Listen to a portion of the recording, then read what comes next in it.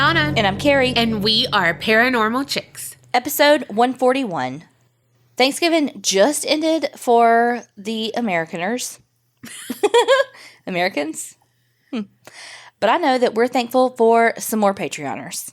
So, thank you so much, Harley C. from Illinois. Katie W. from Australia. Angie D. from Iowa. Olivia P. from Ohio. Chrissy J. from Oregon. Tara E. from Delaware. Melissa J. from Ohio. And Jennifer T. from Texas.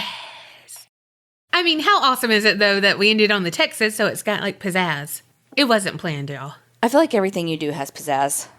It's got something. Thank y'all so much for joining Patreon. We're making our way through the people who have joined, so we really appreciate it. We hope that y'all are getting all the bonus content. And if you want all of that shit, head on over to patreon.com/the APC All right, well, let's just jump right in because my story is a rough one. Oh, gosh. And y'all have Will G. Dell to thank for this one. Oh, And if you don't know who Will is, he is the amazing editor of our podcast that keeps us in line, takes out all of our weird clicks and, well, and basically makes us palatable. So, thank you, Will, for this recommendation. Trigger warning, this story is about children. More specifically, one child, Genie Wiley. Genie is not her real name, but when this case broke, she was given that name because she was underage. But as far as I could find, there was no other mention of her real name. So let's start with a little bit of the background of the Wiley family. Genie was born to Clark and Irene Wiley. Irene was pretty dependent on Clark because she had lost at least 90% of her vision due to cataracts. I'm not sure how much or if any of this is related, but I don't know. It just painted a picture. So she was a Dust Bowl refugee that had relocated to Los Angeles, and that's where she met Clark. So if you don't know what the Dust Bowl is, it played a part in the Great Depression because it was this huge drought in like Oklahoma, that area where a lot of the crops are, and literally a dust bowl because it was a drought and they were basically living in a dust bowl. And so it destroyed a lot of family farms and their livelihood, and people died and livestock died and crops died. And so it was a really hard time. I know this is so stupid and I probably shouldn't even tell y'all this, but just dust made me think maybe that's why she had vision problems, but I don't think that's why. Like, I was like, oh, that makes sense. Dust bowl and the vision loss, it was dust in her eyes. that sounds like a me thing so much. Meanwhile, it's probably like, oh, she didn't have money for proper eye care, or I don't fucking know what it was, but in my head it's because she was in a dust bowl. Your eye's dusty. Your eyes is dry. Oh my God, could you imagine though, like if you had dust in your eye, like, oh God. No, that sounds terrible, but probably not the case for Irene. How'd you get your cataracts at Dust Bowl? Oh, yeah, those are deadly. I mean, like literally, but I'm an idiot. Hopefully y'all will get a kick out of it because legit in my head, that's why she had vision problems. I mean. Plus every podcast I listened to and everything I read, it was just how it was presented. She was legally blind. She didn't have 90% of her eyes. She was a Dust Bowl survivor. Yeah. So that 1 equals 2. Well, I mean, if she didn't have proper nutrition and all of that. I mean, it makes sense to me. And then dust. Dry eyes. I mean, hello. It's a problem. I mean, she could have been in the commercials. Clark had a very traumatic childhood. His mom owned brothels. And so he was in and out of brothels his whole life, but he had actually been in and out of foster care too. So like his mom would get custody, then he'd go back into foster care, and it was just this back and forth, back and forth. Basically, this relationship that he had with his mom, this back and forth, created a kind of codependency that was pretty toxic for Clark. It was almost like he began to fixate on his mother. What the Norman Bates is going on here? Right. Well, here's the other thing about Clark. He really hated noise. It was very stressful for him, and it just was too much. So now I'm like, the OT in me is like, man, wonder what he had, some sort of like auditory processing something, or some sort of, I don't know, some sort of sensory modulation disorder in regards to sounds. But it was a big deal. And I wonder if it was such a big deal because of how he was raised, like with the chaos of what I imagine a brothel to be. Like, I wonder if that's why he had such an issue with sound. Maybe. Or if he really did just have a processing disorder that was not diagnosed. Well, y'all could be friends. Y'all could play the quiet game. If only I had friends like that. Just kidding. He's a piece of shit. Foreshadowing the foreskin. Mm-hmm. Well, because of his hatred of sound, he never wanted kids. But Irene got pregnant, and when they had their first baby, he put the baby in the garage because it was a baby girl, because she wouldn't be quiet, and the baby froze to death. Oh my gosh. Yeah. Oh my gosh. Yeah. Then they had a second baby who died of some sort of congenital defect. I hate to use that word for that, but I don't know what it was other than it was a congenital thing. Then came along Genie, and then came along her brother John. When Genie was 4 months old, she had her regular 4-month-old well baby checkup. She was doing pretty good. They did say she had a little bit of a hip dysplasia, but it was nothing, like it was just a little abnormality of her hip, like not a big deal. Maybe grow into it, maybe have some issues down the road, but not a big deal. During this time, Clark was still having this really kind of weird relationship with his mom, but in 1958, when Genie was 20 months old, Clark's mother was actually hit by a drunk driver and was killed. After his mother was killed, it was basically the end of whatever semblance of normalcy Clark had. Yes, he had this terrible, complex, codependent, bizarre relationship with his mom, but after she passed, his world went into a tailspin. So her death was like the catalyst for everything that's about to come? Yes and no. I think that he was like this before because obviously had the issue with sound and leaving the child in the freezing garage. He was not a nice person, but what happened when his mom died, it was almost like he felt like the world was crashing down around him, and his way to deal with it was to retreat in. And he became one of the worst child abusers the country has ever seen. Oh my gosh. So we're going to jump forward. Picture it. November 4th, 1970. Los Angeles, California. Irene, who remember was legally blind, basically had 10% of her sight.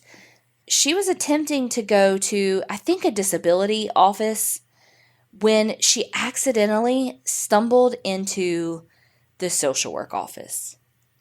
And when she walked in, the social workers noticed that she had a little girl with her, and that the little girl looked very malnourished and kind of hopped like a bunny, didn't really walk. And so they ended up calling 911, getting an ambulance there to check this little girl out because she just looked so malnourished. That was the beginning of, again, what was one of the worst cases of child abuse that had ever been seen up until this point.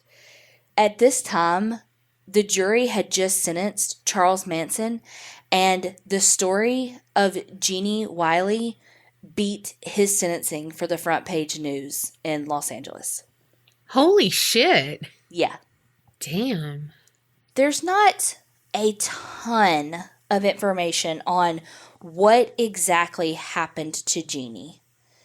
But what we do know is that Clark had just decided that Genie had some sort of intellectual disability and that basically she was useless, which fuck him. Even if she did have that, she wouldn't be useless. But after a big old fuck you to him, he decided to keep her locked away from everyone, including her own family. Oh my gosh.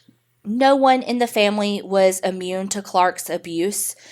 Irene and Jeannie's brother, John, were both subjected to Clark's abuse. They were not allowed to talk to Genie. They were not allowed to do anything with Genie. Again, much less even speak to her, touch her, look at her, do anything. And if they did, they were physically abused. I feel like Irene's abuse was worse than John's. And given that she had the visual impairments, she felt as if there was no escape for her in the marriage because, again, she had this visual impairment. She didn't know what she would do without him. After Genie was taken to the hospital, of course, police were involved. And when they got to the house, they found this tiny room that was Genie's.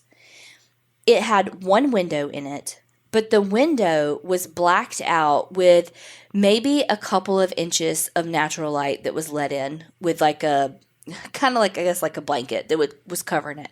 But it was blacked out other than just this little slip of light. At night, Genie was kept in her bed in what was almost like a makeshift cage. She had a pull-down gate, kind of like a chicken coop would have. And so her bed was a cage. What the fuck? To go through, like, extra steps to make this, you know what not like, okay, have free reign of your room, but you got to stay in there and you can't do anything, that's one thing. But, like, no, it gets worse. Oh, my gosh. She was incontinent of bowel and bladder, and she spent the entire day strapped in sort of like a straitjacket type strapping to a toddler toilet completely naked. What? And was kept there all day because she was incontinent of bowel and bladder. So her days were spent naked, strapped onto a toddler toilet, and her nights were spent locked in a cage that was her bed. Oh my gosh. Again, John and Irene were not allowed to talk to her. And if she made any noise, because she couldn't talk, I mean, I imagine that she heard some language in her house because obviously Clark didn't quietly beat his wife and son. I'm sure she heard words. So it wasn't like she had never heard spoken language, but she was certainly not allowed to speak, and no one ever spoke to her.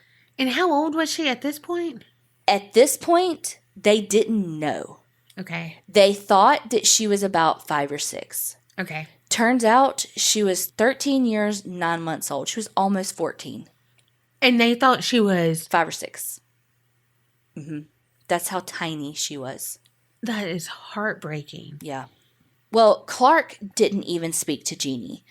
If Genie was quote unquote bad, meaning she grunted or made any sound at all, he would stand outside of her door and bark at her like a dog. Oh my God. So she would be terrified that there was this huge, I don't know what even the word is, deranged is what all the articles I saw described it as. That's how he would bark outside of her door to keep her in line. So he wouldn't even speak to her to say, like, shut the fuck up. He would say nothing and bark at her. Like a beast. Yes. Like the monster he is. One of the articles that I read said that it instilled this fear of clawed animals in her. Like, she could never be around those animals because of how he would bark at her outside the door. Did you ever watch that movie, The Village? Yeah. That's what that reminds me of like, they never saw the thing that would, like, haunt them in the woods, but they would, like, sacrifice to it just to, like, help it not kill people, blah, blah, blah, blah, blah. But they were actually in, like, a national park, and it was, like, this one man who wanted to create a society or, like, whatever. I can't remember all of it, but it was, like, they instilled that fear, and no one tried to go any further besides the blind girl because she couldn't see, and stuff. And then that's how it all, like, oh, wait, like she hit a wall, you know, and stuff. And so it's like he instilled this fear in her that she couldn't even see what it was, but like she wasn't going to do anything to make that mad. You know what I mean? Mm-hmm. It's interesting because that's kind of the cult-like mentality. Hell, that's even every religion. Yeah. You fear what you can't see. And that fear is what, quote unquote, like keeps you in line and following a particular set of morals depending on what your religion is. So true. Not saying religions are wrong. I'm just saying conceptually it's similar. Also, I mean, that's the boogeyman in general, too. You know, that's why we have boogeymen, whatever. You know, like, hey, don't go to the creek because the whatever lives there. You know what I mean? Whatever. It's sad but true, but people lie to keep you safe. But he is lying and doing this to harm her. And it's, oh, God. It's like, okay, continue, but don't. Right. You know, like, yeah. Oh. The other way that Clark would keep Genie in line, which, okay, I mean that in this dumbest sense of keeping her in line, was, of course, through abuse. Like, he abused Irene and John. And he basically had this large wooden plank, like not even like a stick, like I don't even think like a paddle. I think it was more aggressive than even a wooden paddle. Like a 2x4 That's kind of what I'm picturing. Like cut 2x4? Yeah, but I mean, I'm sure not that specific size, but yeah, basically. Yeah. And that's what he would use to beat Genie. What the fuck? So that brings us back to Irene, who finally decided that she wanted to escape. And I don't know how she got there. I don't know, did she take a bus? Because she didn't. I mean, you know, she's essentially completely blind. Because of the Dust Bowl. Allegedly. So I don't know how she got to these offices, but her goal was to go to, again, like a disability office where she had heard they gave financial aid to people who were blind. That's where she was trying to go when she stumbled into social services. I think I said social work earlier, but you knew what I meant. Yeah. It's like everything happens for a reason, and like they stumbled into this place and their lives changed for the better, I think. Well, they, of course, immediately opened up a child abuse investigation, and they didn't immediately arrest Clark because there was a debate, and for some there still is a debate on whether or not Genie was actually developmentally delayed, physically, cognitively, and was small for her age, didn't have the cognitive capacity to speak and all of that, versus was it really abuse? Now, I know, I see your face and I saw you jump up to the mic. I know, the house, the evidence, yes. But initially, they just brought him in for questioning. Yeah. And then they have to go, like, look for the house and all that. Yeah. But for some reason, I just don't know the logistics. Keep in mind, it's also 1970. But Clark was able to go home. Clark ended up dying by suicide and left a note behind that said, quote, "The world will never understand." Wow. Yeah. Very Ariel Castro of him. Yes. Couldn't handle the punishment that was even a minuscule of what they put someone else through. Yeah. Couldn't handle being caged as a prisoner when that's all you did. And both of them, in fact, for like 13 years. That is, oh my gosh. I do want to say that all of the articles had conflicting, like some stuff says that they thought she was 8 years old. Some stuff said they thought she was 5. Some stuff thought she was like 6 or 7. But all of that doesn't matter because essentially they thought she was half of the age that she actually was. Of course, the medical professionals jumped on this case. Number one, because as a human, you want to help this poor child who was said to be so captivating and just so enthralling. I don't even really know the word to use, but like when she started to smile, they were like, it was this smile that just like drew you in. Like she just had this presence and this soul. So, of course, people wanted to help her grow and learn, but she was also the forbidden experiment. She and all of these children that are called and considered quote unquote feral children are the experiment that is forbidden. It is the best and most unfortunate way to study nature versus nurture. So there's two different ways to describe, again, feral children. So there's feral children in the way exactly that you think of it, like the cases of the kids who are neglected and are literally raised by animals. And there are so many, unfortunately. There's at least 5 that I found looking this up. The very first one dates back to the 1800s. Like Jungle Book kind of shit? Yes. Okay. Probably the most well-known is, and I know that I'm probably going to butcher her name, she lived in the Ukraine, and her name is Oxana Malaya, and this was in basically the 80s. So she was born and raised in this very, very poor town in the Ukraine that had originally been this like booming military town, but then when the Soviet Union ended, it basically crashed, and there were more stray dogs running around. And, let's say you had, making these numbers up, but let's say you had 15 apartment complexes with 300 each, maybe not even half of all of that would be full, right? So it was just this very desolate town that was going through some really hard times.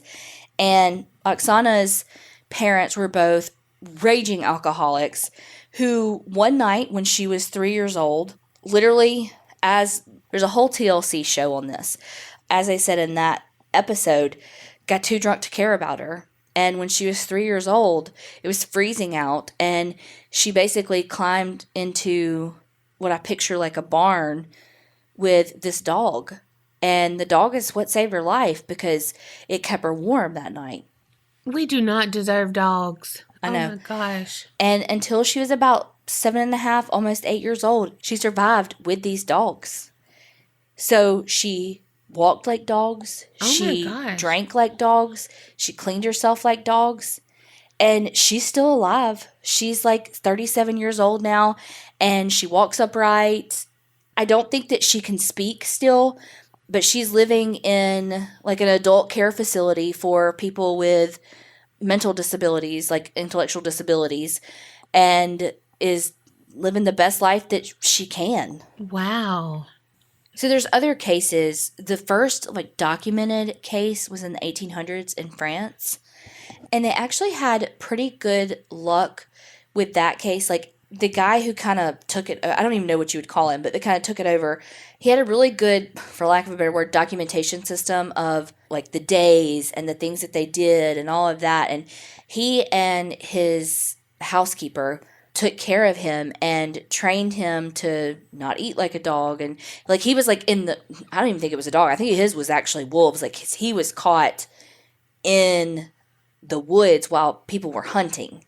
Wow. And like taught him to eat with a fork and all of that. And while they never got him to be able to use language how we understand language, they did get him to where he even understood empathy. Like, wow. Yeah, the thing that was like, oh wow, okay, he really is getting it, was that the housekeeper that was his primary caregiver, her husband had passed, and it hadn't been very long, and they had gotten this boy to where he was, I really hate to use this word, but domesticated enough that he could like help set the table and that sort of thing. And he set her husband's plate, and she started crying, and he understood and put the setting away. Wow. And so that's when the guy in charge was kind of like, whoa, we're like actually making progress. But then when they tried to ramp up the language, he couldn't. And so that's kind of when he gave up. But that child ended up living for like 20 more years with that housekeeper that took care of him. So that's why I say that this really is, as much as we hate it, it's the forbidden experiment. We're really able to see nature versus nurture and understand a child's brain because there's theories or hypotheses about children's development and do they have to hit milestones at certain ages? And if they don't, is that gone forever? You know, we know linguistically for kids, I think it's like before the age 3, you could literally teach a kid any language and they would be able to make all of the sounds with their mouths. But as we get older, we lose the ability to make some of those sounds. So some languages that have very different sounds than English, we would have a difficult time speaking because we've lost that ability to make those sounds. At what point do you lose those, and can you get those back? So it's a way to kind of study that without having these terrible experiments in which you actually deprive people of nurture. One of the things that I watched, actually, I was like, you know what, you're so right, because abuse and neglect happens, and as awful as it is, children die all the time from it. And when we see these kids that are feral, and I don't even think I finished that thought process of how they're divided out. When we see these kids that are considered feral kids and they're finally saved, we feel so sorry for them. And it's almost like, no, these kids are so fucking strong. We don't need to pity them. We need to say, holy shit, you're amazing. Let's help you. Like, how did you survive what nobody else probably could? That's so freaking true. But kind of back to I know I'm jumping around. Sorry, y'all. There's so much information, so much I want to talk about with this because, I mean, there's going to be a few more things about her abuse, but now it's kind of more like the logic side of it. But there is a lot more to still cover. Her journey is not over. So when you're looking at kind of the definition of feral children, you have, like I said, kids who are essentially raised by animals. But then you have kids like Genie that is considered a feral child because of the lack of exposure to human interaction. And so she's feral from a lack of accessibility type thing. And never, again, she was strapped to a potty chair. And I'm like, so were they able to clean her? Because, you know, even the kids who, let's say, really, I mean, are feral in the truest sense of the word with animals, I mean, they're taught from the animals of how they clean themselves. You know, even if it's not how we normally would with licking and all of that, they're able to be cleaned in that way. So it's like, what was she like when they found her? As I kind of alluded to a second ago, language is probably one of the biggest aspects that we try to understand and try to help these children with because they can't speak for the most part. Genie eventually did speak some, but she never got basically the linguistics above maybe a 3-year-old. When it came to the abuse, she could say, and these are quotes, "Father hit arm, big wood, Genie cry, not spit. Father hit face, spit. Father hit big stick. Father is angry. Father hit Genie big stick. Father take piece wood, hit, cry. Father make me cry." Oh my gosh. My word for this whole story is just heartbreaking. Mm-hmm. The other thing is that experts thought there may have been some sexual abuse because when around older men, she displayed some kind of sexually inappropriate behavior, and inappropriate in that how we societal view it, but not inappropriate to her because it was all she knew. You know, she didn't know it wasn't okay. And so they're thinking that maybe there was some form of sexual abuse, but we don't know. Basically, there was immediately a team of psychologists and all the things, linguistic experts, I mean, you name it, and the National Institute of Mental Health created this team that they called the Genie team. I mean, it should have been like, I dream of helping Genie, but, you know, whatever. We can't all be Paranormal Chicks. True. I feel attacked. Okay. there were a lot of people, like I said, on her team, but the two that kind of stood out, one was a graduate student. Her name was Susan Curtis, and one was a psychologist named James Kent. When she got to UCLA, for them to do all of these experiments on her, and I don't think they were all like, they weren't like terrible experiments. It was just like almost like psychometric type things, like understanding what she's capable of, and she got a lot of therapy and, all of that. And so it was just kind of all in one place. When she got there, she only weighed 59 pounds. Like, Marley almost weighs that. Mm-hmm. She weighed less than Bo. Like, if she was 9 pounds lighter, she'd weigh half of Bo. Wow.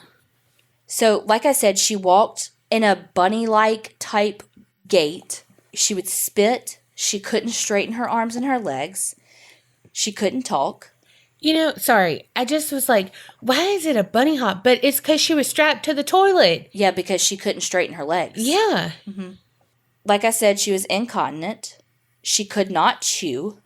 So I don't know how she got nutrients that she did get. Like, I don't know if maybe they just gave her things to drink.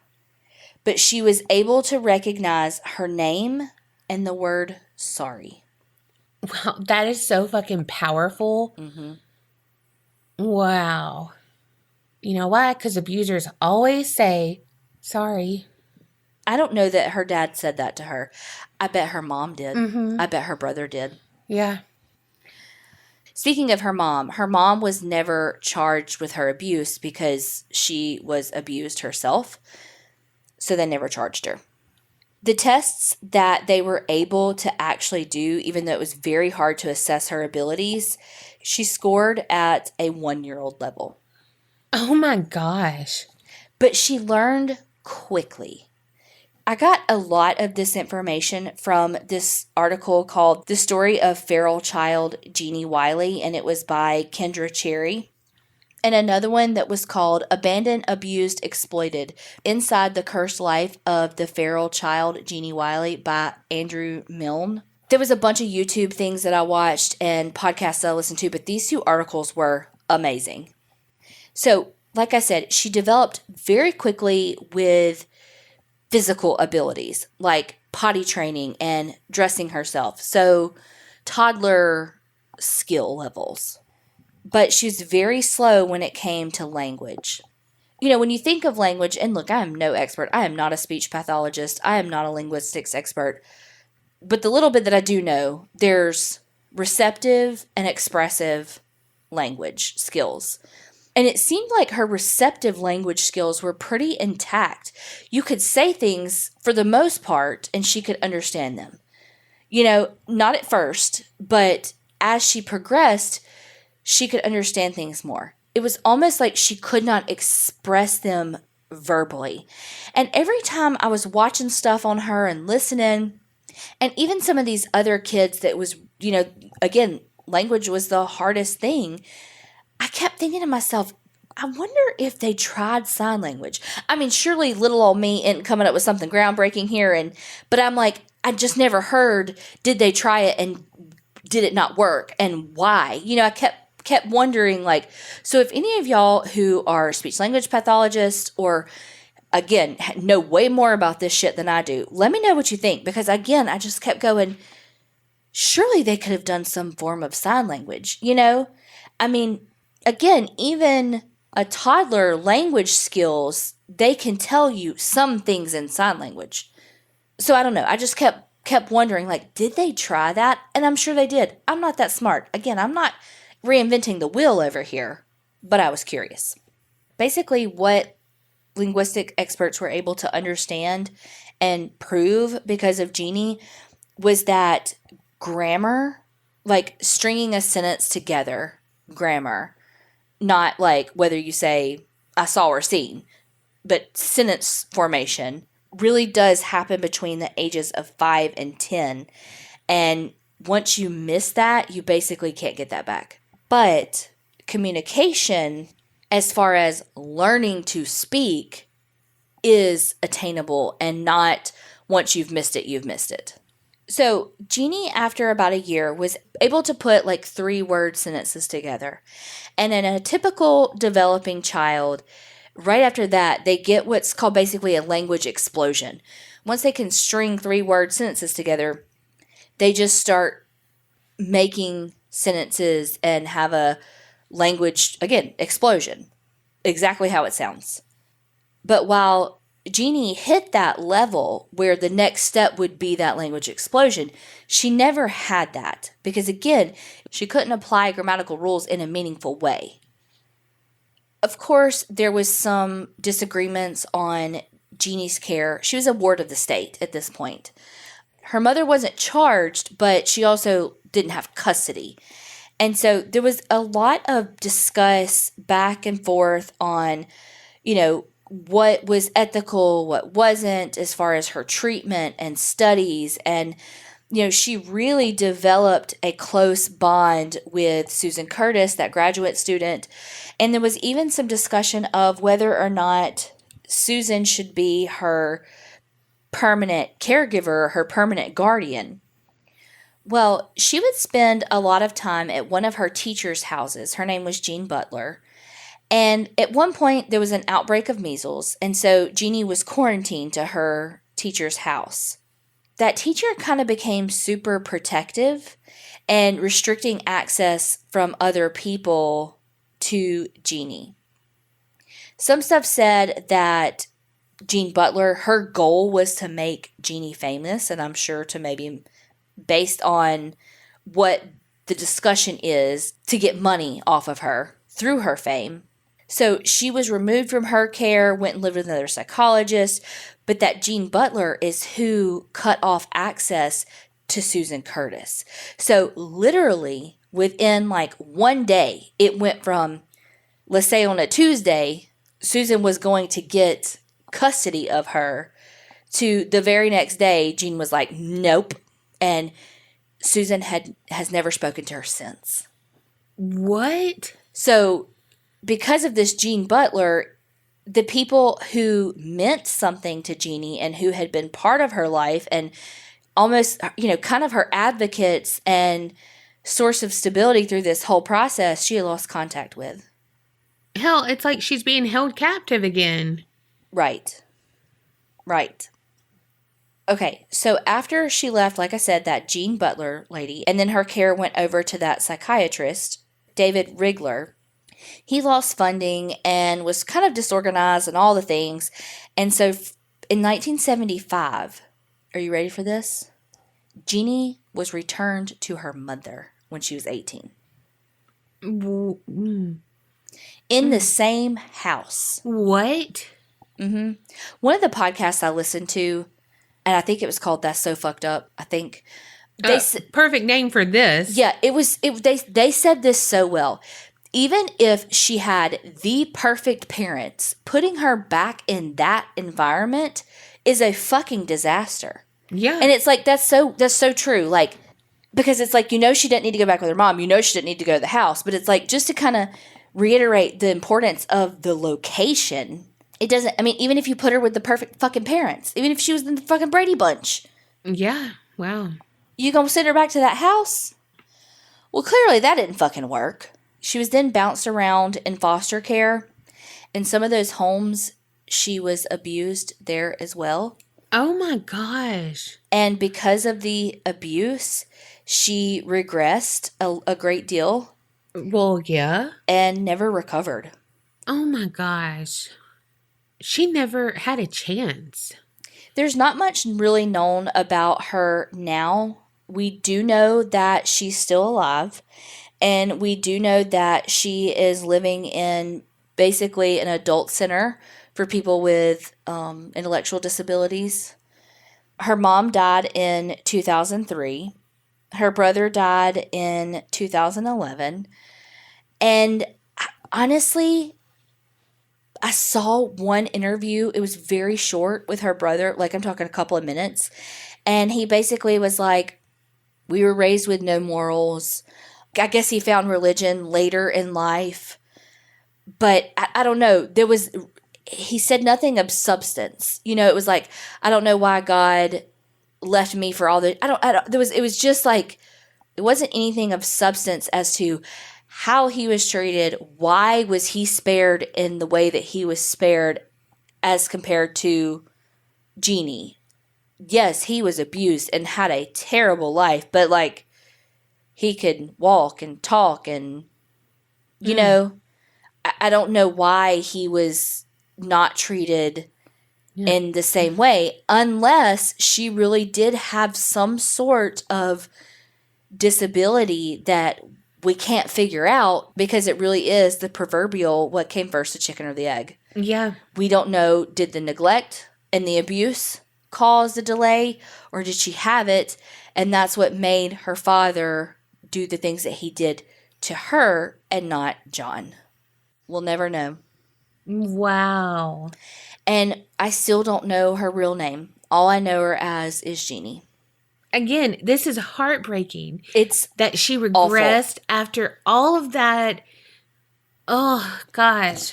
You know what? Like, her dad was a jackass and a loser and all of that because of his abuse to her. But these people knew of her abuse, knew of her past, and abused her still. And that is a whole different level of shittiness. Yep. You know, her neighbors in Los Angeles didn't even know that they had a daughter. Wow.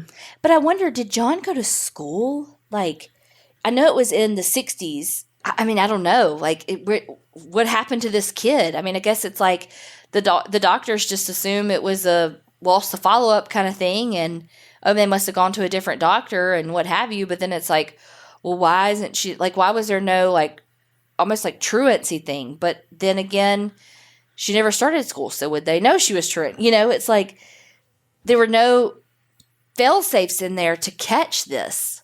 Hopefully there are today, but who knows? You were right. This one is a difficult one. But so interesting. This is like right up your alley with all the medical stuff and just nature versus nurture and all of that. And as big of a part of this story as it is, and as much as we learn from Genie, I don't want to lose her in this, because the things that she has endured, the strength that she has to have survived as long as she did in those horrible conditions. You know, it's not like she was, I mean, I hate to even compare this, but it's not like she was kidnapped and had lived this life before and had that hope of getting out. This is literally all she knew, and just had an innate drive, a sheer will to live from just the pure animalistic inner drive to live that helped her survive that. Wow.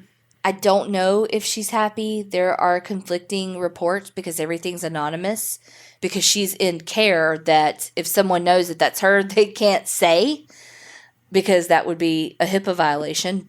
So the reports are conflicting. Some stuff says that she's not happy and is not living a fulfilling life, but other things say that she's happy and thriving. So we're going to tell ourselves that she's happy and thriving, because I don't even want to deal with what the other option is. No, but she's strong as fuck, and so we know she's surviving. But that's not a good enough. It's not. So I know this was a super heavy one, but in a kind of a different sense. Yeah. But thank you so much, Will, for recommending this one, because this was an amazing story. Whew, it was. I've never heard this. I'd never heard of her either. Now, some of the other kids that we talked about, I'd heard of. Never in my life have I heard of a feral child. Really? Yes, that's why I was like Jungle Book style, because legit, raised by wolves, I thought that was a saying that people just said. Well, it is, but no, it happens. Like, yeah, I didn't know that. Had no idea. Eyes open, and I don't like it. Yeah, you want your eyes wide shut? Yeah, I would rather have lived my life not knowing that, because it's so sad. But also so sweet, because dogs and animals are so fucking kind. And it's like her parents were cruel. And Irene, we know that she had the Dust Bowl issue. So there's that. But like her dad was so cruel. And it's like, he's a human. And I know she wasn't raised by dogs, but like You know what I mean? Yeah. But like other people, the same thing. Alcoholics. She was reading a different person and it was the same, an alcoholic parent. But dogs found him and like, I don't know. It's just like, oh my God. It just shows like animals are so special. Which is also what makes animal abuse so heartbreaking too. It's like they do have the ability to empathize and to, you know what I mean, in those ways that we don't necessarily understand. And it's like they're helpless too. And it's like, so animal abuse is so fucking cruel. And I'm very glad that we've started to recognize that and prosecute that. I mean, obviously it's not a child and it should, it's not going to be prosecuted in the same way. However, it's still a helpless being, Yes. Sorry, this is off subject, but on dogs. Imagine that. If y'all want to cry more than maybe this story made you cry, listen to Chris Stapleton's new song, Maggie's Song. Nope.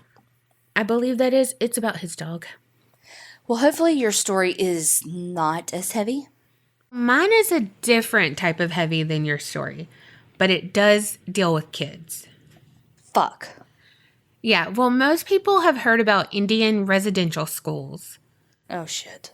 Yeah, and I think I mentioned I had found out more about them while I was watching Anne with an E on Netflix, the second season and final season. Damn, I never watched that. It's so good, y'all. So good. But that stuck with me.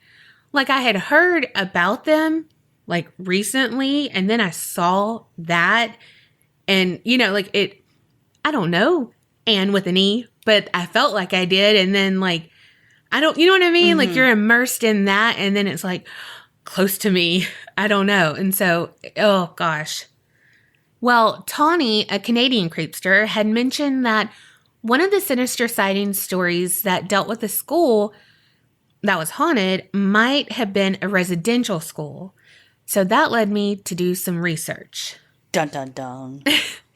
And not about that particular school, but just in general. Because, all of the trauma in these schools, like, there has to be something there. Some energy, some sadness there.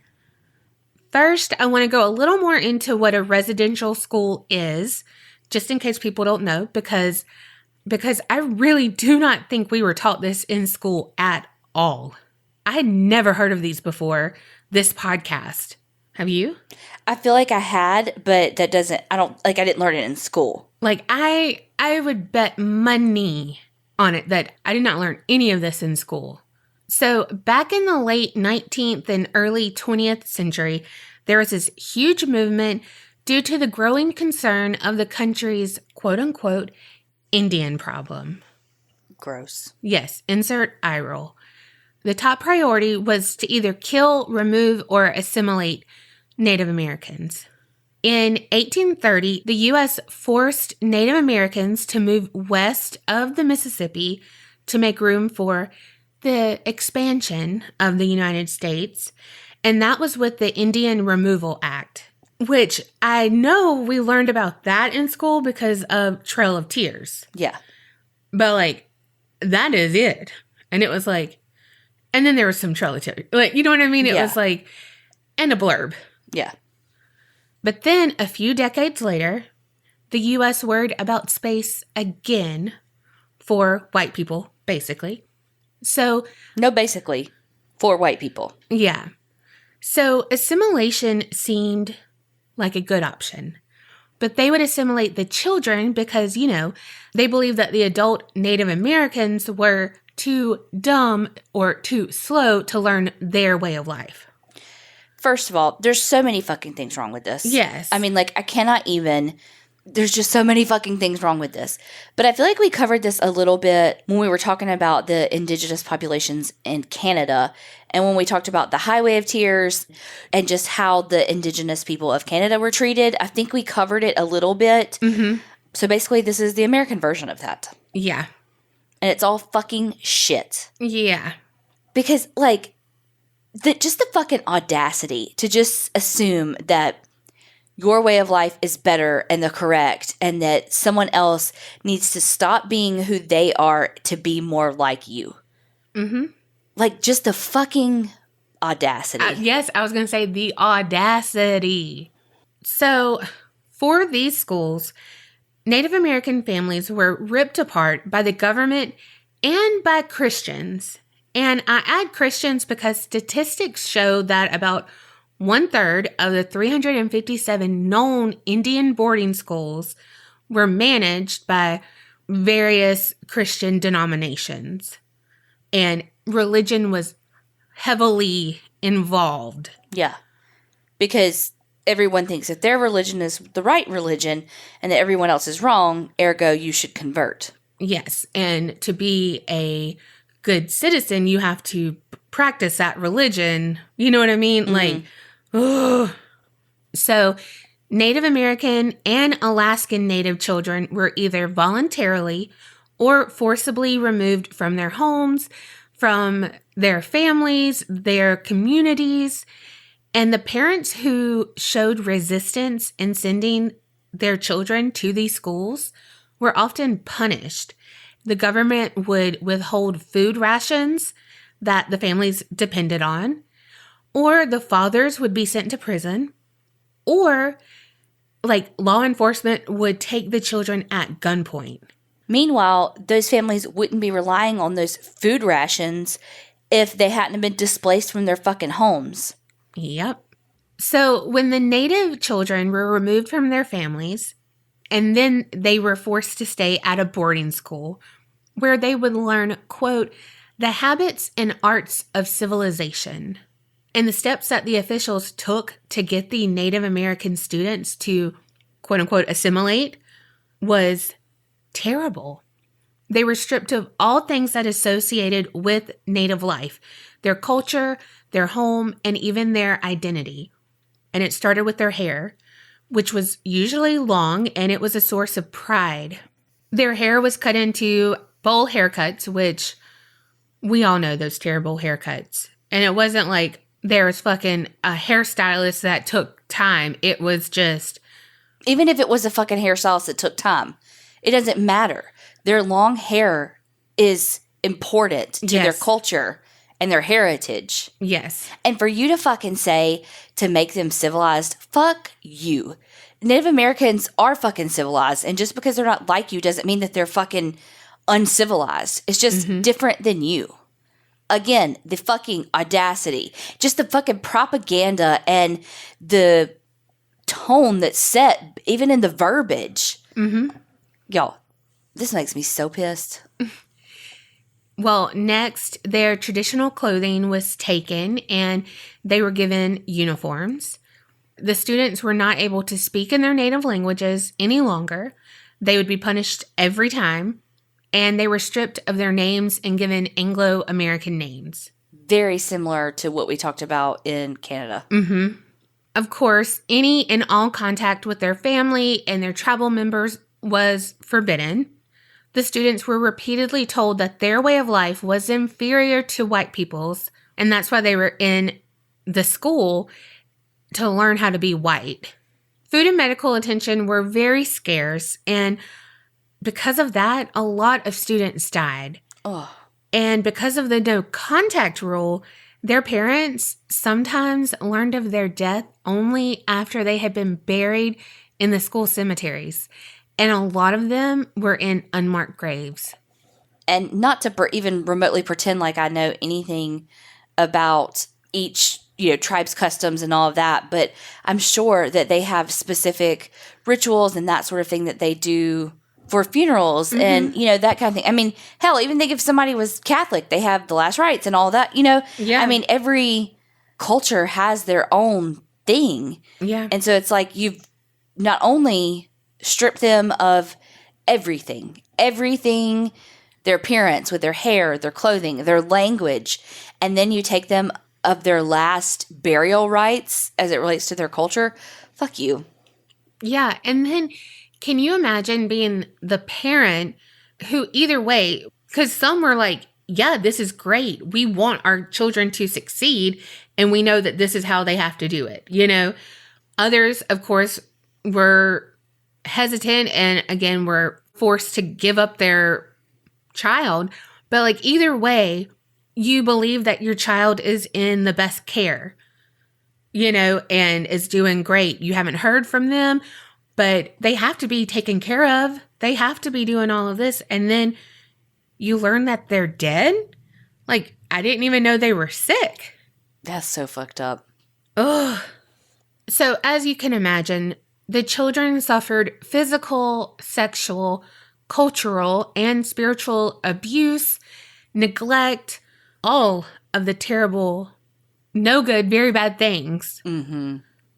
And sure, schools would probably first verbally correct them, warn them, but more often than not, they turned to violence and abusive punishments to enforce the rules that would make the natives more domesticated and white. Such as students would get their mouths washed out with lye soap when they spoke in their native language.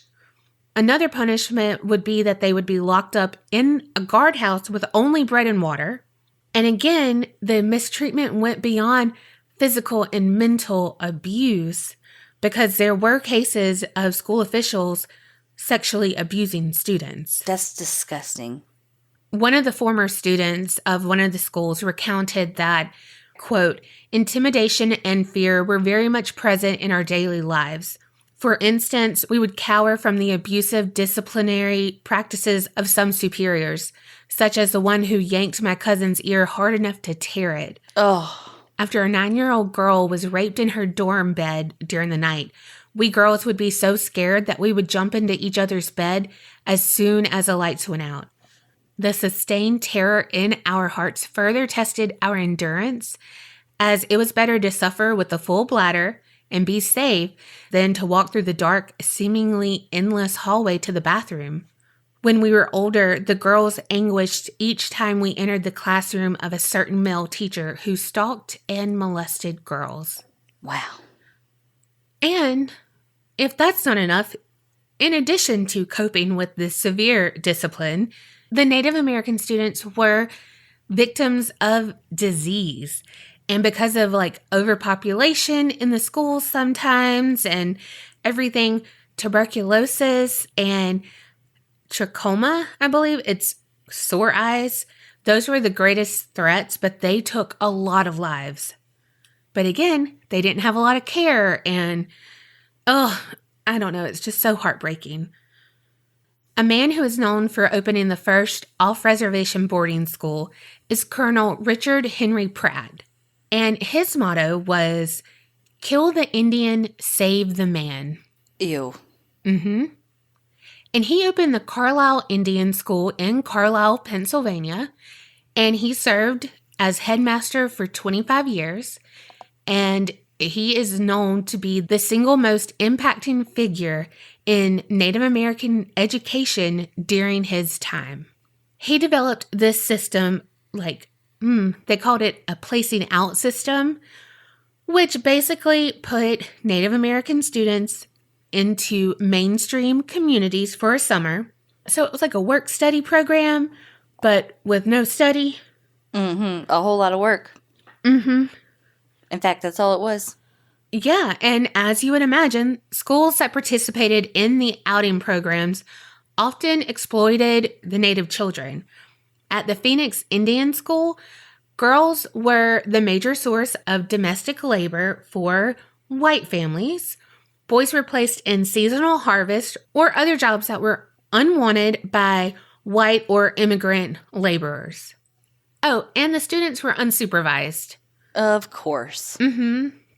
Also, other than all the abuse, the curriculum in the Indian boarding schools were taught with a definite white bias. Take, for example, they were told Columbus Day was to be celebrated because it was beneficial for the development in their own race's fortune because only after the discovery did Indians enter the stream of history. What?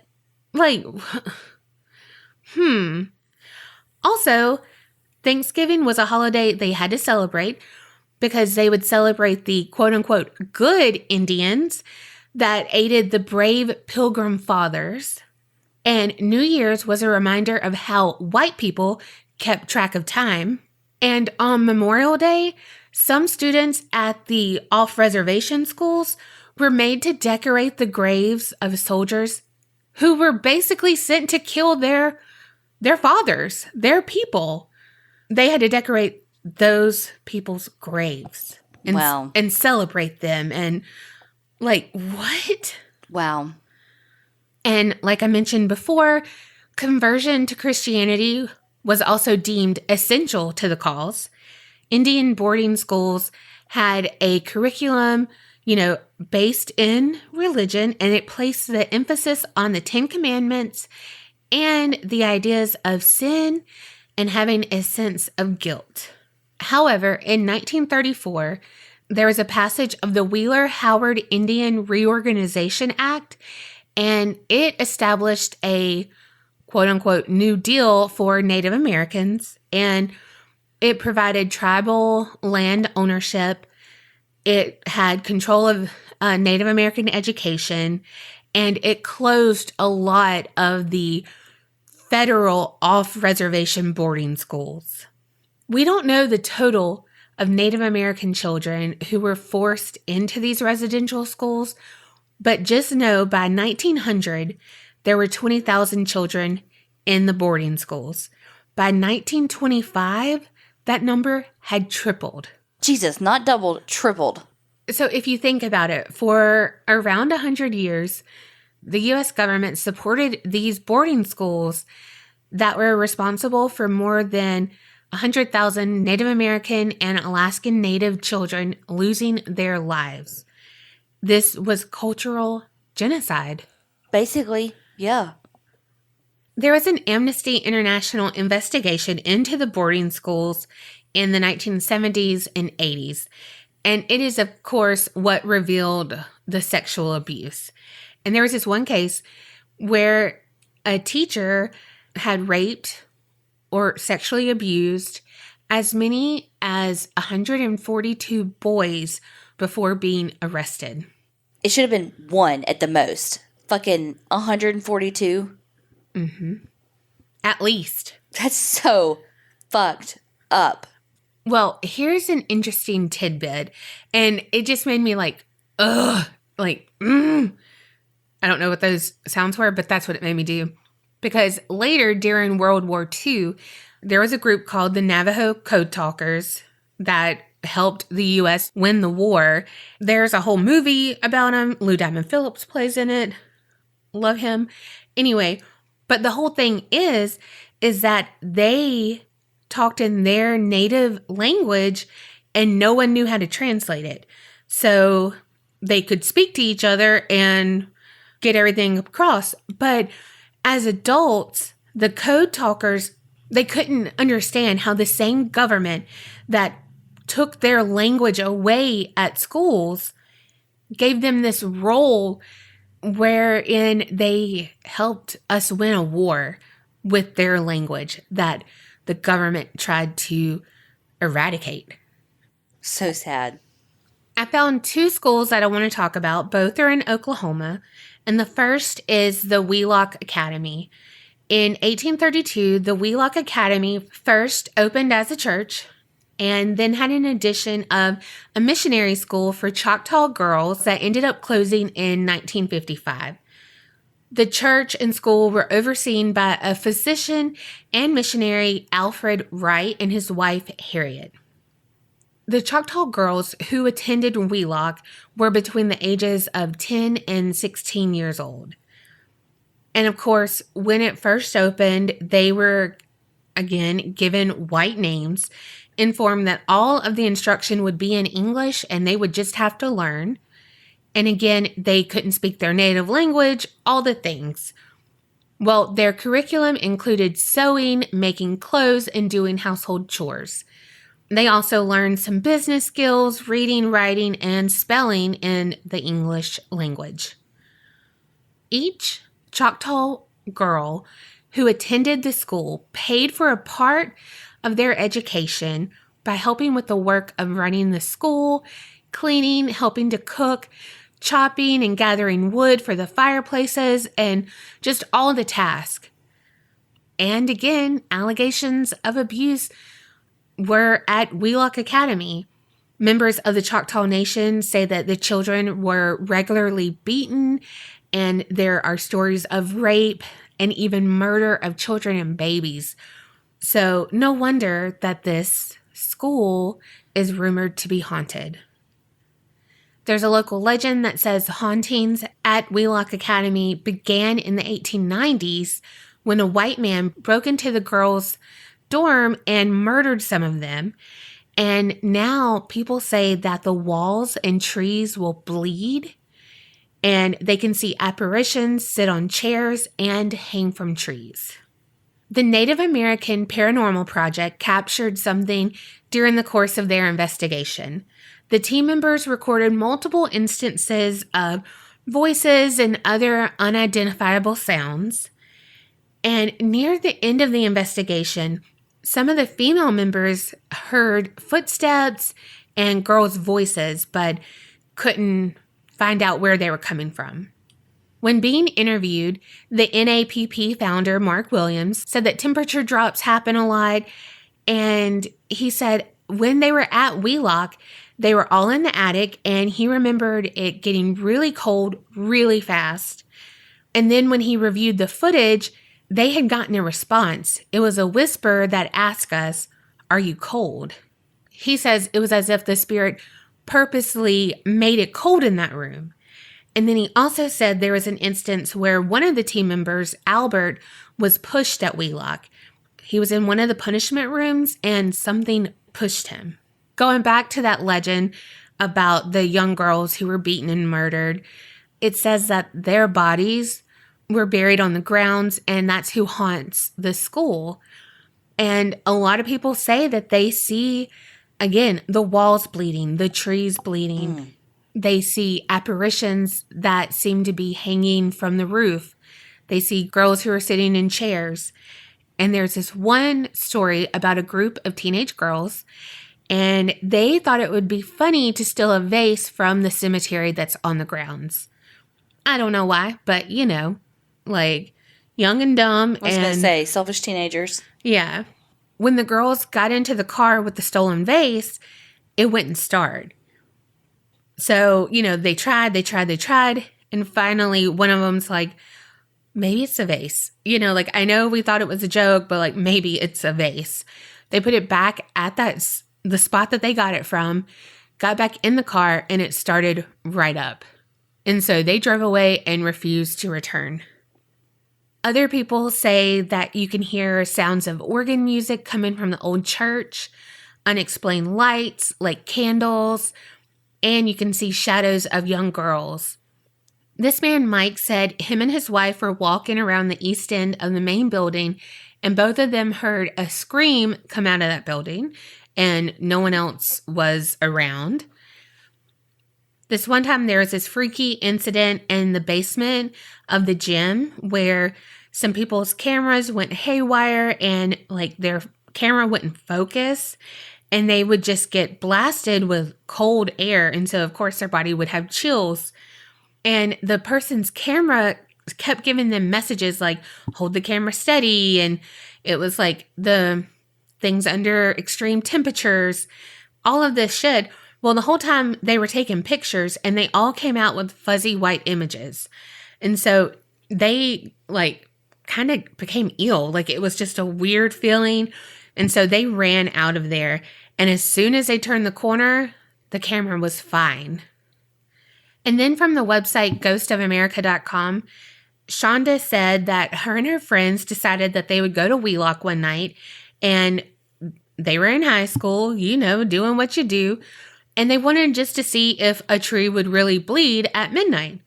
So they went out to the cemetery, and they saw this man carrying an old-timey lantern, and he was walking toward them. So it kind of spooked them, and so they started running to the car.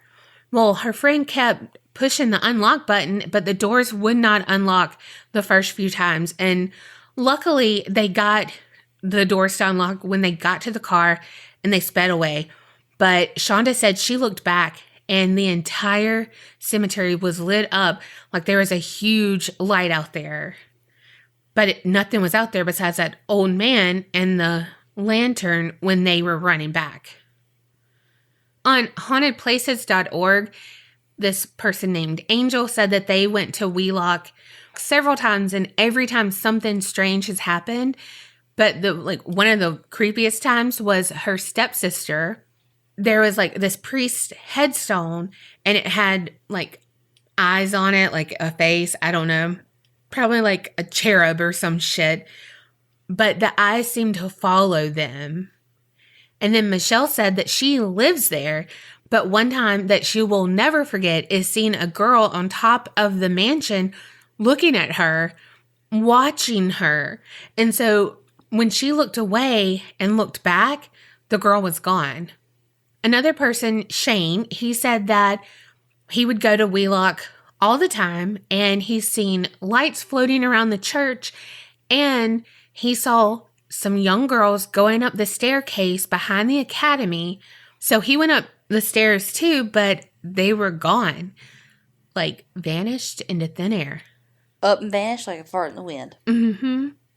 There was another person that said that they went inside the school and the chalkboard erasers flew up and you can hear scraping of the chalk. Ugh.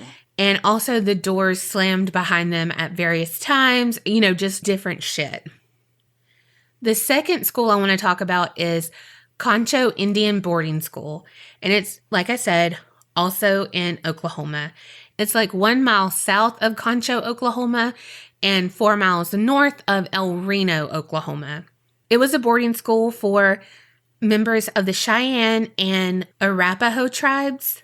It functioned from 1909 to 1983. Again, their goal was assimilating Native American children into mainstream society. Students were awakened at 5 a.m. They had to perform military drills and formations. They had to eat breakfast and were in class by 6 each morning. They would study for half the day, and then the remainder of the day was labor. So farming was taught to the boys, and girls were taught domestic labor and nursing. Wow. Because gender roles, Yes. Ugh. And again, discipline was strict. If they were caught speaking in their native language, they were punished by having to break large rocks into much smaller rocks, sawing wood, and each infraction required punishment of 1 hour of labor. Rumor has it that the school burned at some point and that a number of teachers and students were killed, but I can't find any evidence of that. I couldn't find it anywhere, so a grain of salt. But at the school, EVP recording devices, they pick up sounds of disembodied voices, again, temperature drops, doors slam, and objects seemingly fly out of nowhere. This person called Karen said they attended Concho from 1980 to 1981, and they said that they saw a little grayish green thing go right through the baseboards. It had a frog face look. They said the only ones who had seen it was from Red Lake, Minnesota. And then they also said that they did get abused at that school, and they are still dealing with the PTSD today. That's so fucking sad. I know. Well, this guy, Tony, said in the northeast wing of the boys' dorm in 1982, he stayed in the first room on the west side. His roommate and him, they were up talking around midnight, and then they noticed a dark figure standing in the doorway. They asked what it wanted, but no answer. So they decided to see who it was and chased it, but it was gone. They don't know who it was or what it was, but nothing human could move that fast, Tony said. And just an FYI, they were the last graduating class out of Concho. Well, thank God. And then Jessica said that her and her friends went out to Concho to the dorms, and they didn't think they would have an experience, but they went into the dorms and they were creepy but cool. But then they heard a ball bouncing up and down. So they got a little closer, trying to figure out where it was coming from. And then it came flying at them. They tried to get out, but the door that they came in through was shut and it would not open. And so she was like, I was scared. If she was a creepster, she would have fear farted for sure. But once they were out, they all ran to the car. But Jessica said she saw a little girl in the walkway of the door, and it looked like she had no eyes. But Jessica said, but I knew she could see me. And so that's it. And again, it's the history and what really happened to the people there. That's the real scary story. But like I said, any place where that much trauma and that much emotion is, like, there has to be remnants of it. You know, it's amazing the things that humans can do, but it's also really fucking shitty. Yep. Well, and I think with both of our stories, people who were supposed to care for the kids didn't. And not only didn't care for them, but neglected and abused them brutally. One of the hardest parts about your story is that some of them were ripped from loving homes and taken to those situations where they were, like you said, abused. Taken from their parents is just too much. And then for Genie to be taken from her mom just to be put back, have to be taken again. Oh. This was a very heavy episode. It was. Hopefully we're learning from the past. It's taken us far too long. And clearly from the current climate, we haven't learned our lesson. But I think we're getting there. I mean, it's shocking to me that Concho closed in the 1980s. Yeah, that's fucking disgusting. Yeah. It's like, shame on you. Y'all know better. I mean, all of them did, no matter what time it was in history, but like 1980s. I mean, like, Madonna was around. Just put that in perspective. Yeah.